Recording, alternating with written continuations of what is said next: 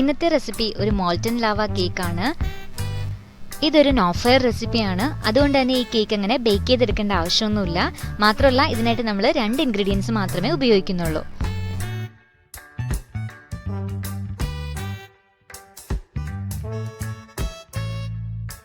അപ്പോൾ ഇതിന് വേണ്ട ഇൻഗ്രീഡിയൻസ് എന്തൊക്കെയാണെന്ന് നോക്കാം. ഇതിനായിട്ട് ഞാൻ എടുത്തിരിക്കുന്നത് ചോക്ലേറ്റ് ബിസ്ക്കറ്റ്സ് ആണ്. ഏതെങ്കിലും ചോക്ലേറ്റ് ബിസ്ക്കറ്റ് എടുത്താൽ മതി. ഞാനിപ്പോൾ ഇവിടെ എടുത്തിരിക്കുന്നത് ഒറിയോ ബിസ്ക്കറ്റ്സ് ആണ്. അതൊരു 15 എണ്ണം എടുത്തിട്ടുണ്ട്.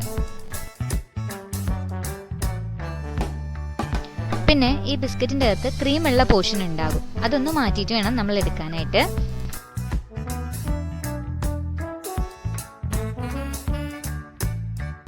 ഇതിൻ്റെ ക്രീമൊക്കെ മാറ്റിയിട്ട് നമുക്കിത് മിക്സിയിൽ നന്നായിട്ടൊന്ന് പൊടിച്ചെടുക്കണം.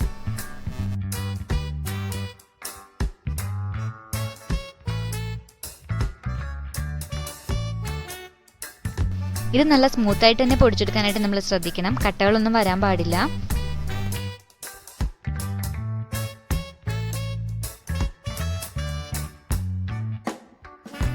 ഇങ്ങനെ പൊടിച്ചു വെച്ചിരിക്കുന്ന ബിസ്ക്കറ്റിലേക്ക് നമുക്കിനി നമ്മുടെ സെക്കൻഡ് ഇൻഗ്രീഡിയൻ്റ് ആയ ചോക്ലേറ്റ് സിറപ്പ് ചേർത്ത് കൊടുക്കാം.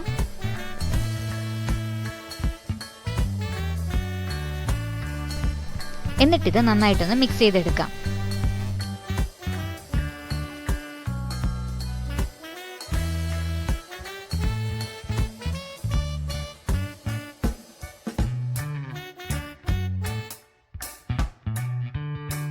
ഇങ്ങനെ കുറേശ്ശെ ചോക്ലേറ്റ് സിറപ്പ് ചേർത്ത് കൊടുത്തിട്ട് നമ്മളിങ്ങനെ നന്നായിട്ട് മിക്സ് ചെയ്തെടുക്കണം.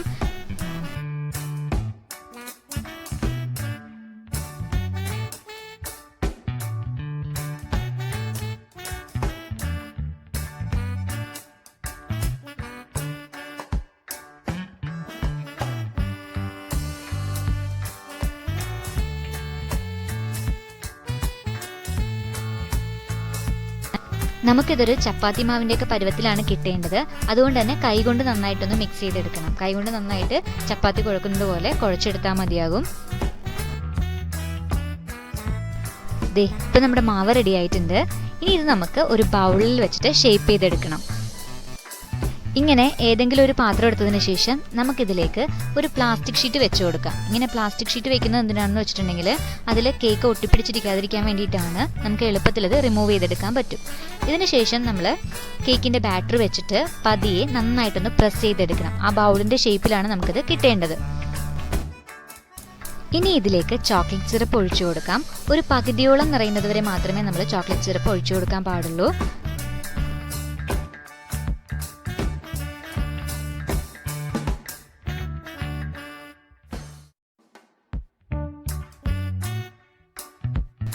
എന്നിട്ടിത് നമുക്ക് കേക്കിൻ്റെ തന്നെ മാവ് കൊണ്ട് ഇതൊന്ന് കവർ ചെയ്തെടുക്കണം. അതിനായിട്ട് നമ്മൾ ആദ്യം തയ്യാറാക്കി വെച്ചിരുന്ന മാവിൽ നിന്ന് കുറച്ചെടുത്ത് മാറ്റി വെച്ചിരുന്നതാണ്. അത് കയ്യിൽ വെച്ചൊന്ന് പരത്തിയെടുത്തിട്ടുണ്ട്. ഇത് ഇതിൻ്റെ മേലേക്ക് വെച്ചിട്ട് കൈകൊണ്ട് തന്നെ എല്ലാ വശങ്ങളും ചേരുന്ന രീതിയിൽ നന്നായിട്ടൊന്ന് പ്രസ് ചെയ്ത് കൊടുക്കണം. ഇങ്ങനെ ലീക്കൊന്നും വരാത്ത വിധത്തിൽ നന്നായിട്ടൊന്ന് അമർത്തിയെടുത്ത് കഴിഞ്ഞാൽ തന്നെ നമ്മുടെ ലാവ കേക്ക് റെഡിയായി. ഇനി നമുക്ക് ബൗളൊന്ന് കമഴ്ത്തി വെച്ചിട്ട് ഇതിൻ്റെ പ്ലാസ്റ്റിക് ഷീറ്റ് ഒന്ന് മാറ്റി കൊടുത്താൽ മാത്രം മതി.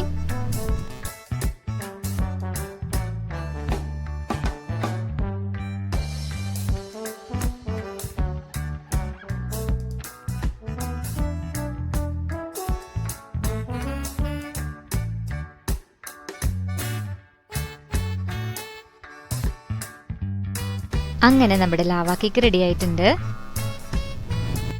ഒറിജിനൽ ലാവ കേക്ക് ഒന്നും അല്ലെങ്കിലും നമുക്ക് പെട്ടെന്നൊന്ന് ട്രൈ ചെയ്ത് നോക്കാൻ പറ്റുന്ന വെറൈറ്റി ആയിട്ടുള്ള ഒരു DIY റെസിപ്പിയാണ്. അപ്പോൾ ഒരു ചുമ്മാ രസത്തിന് ചെയ്തതാണ്. അപ്പോൾ എല്ലാവരും ട്രൈ ചെയ്ത് നോക്കുക.